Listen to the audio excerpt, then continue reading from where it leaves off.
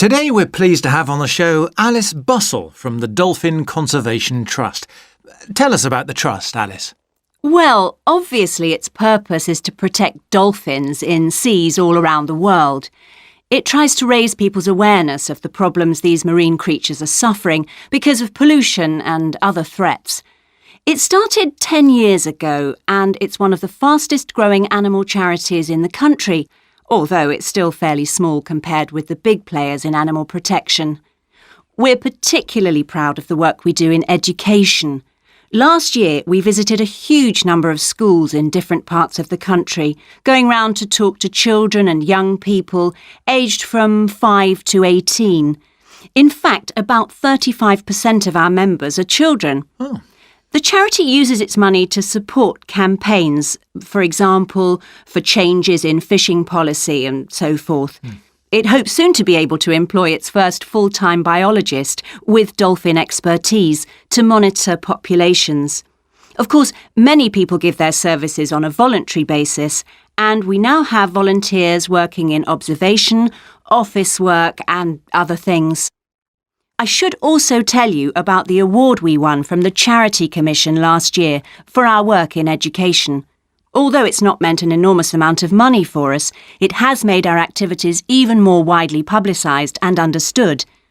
In the long term, it may not bring in extra members, but we're hoping it'll have this effect.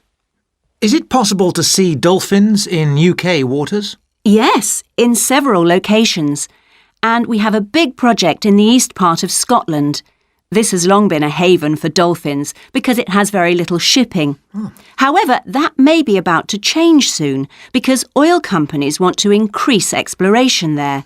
We're campaigning against this because although there'll be little pollution from oil, exploration creates a lot of underwater noise. It means the dolphins can't rest and socialise. This is how I became interested in dolphin conservation in the first place. I had never seen one, and I hadn't been particularly interested in them at school.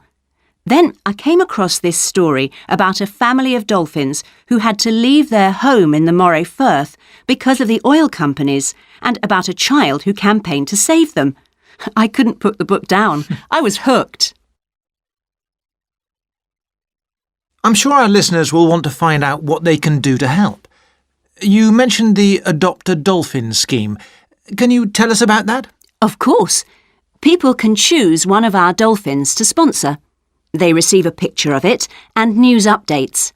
I'd like to tell you about 4 which are currently being adopted by our members: Moondancer, Echo, Kiwi and Samson. Unfortunately, Echo is being rather elusive this year and hasn't yet been sighted by our observers, but we remain optimistic that he'll be out there soon.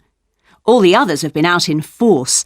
Samson and Moondancer are often photographed together, but it's Kiwi who's our real character, as she seems to love coming up close for the cameras, and we've captured her on film hundreds of times. They all have their own personalities. Moondancer is very elegant and curves out and into the water very smoothly, whereas Samson has a lot of energy. He's always leaping out of the water with great vigour. You'd probably expect him to be the youngest. He's not quite. That's Kiwi. But Samson's the latest of our dolphins to be chosen for the scheme. Kiwi makes a lot of noise, so we can often pick her out straight away. Echo and Moondancer are noisy too, but Moondancer's easy to find because she has a particularly large fin on her back, which makes her easy to identify. So, yes, they're all very different. Well, they sound a fascinating group. And how would you go about...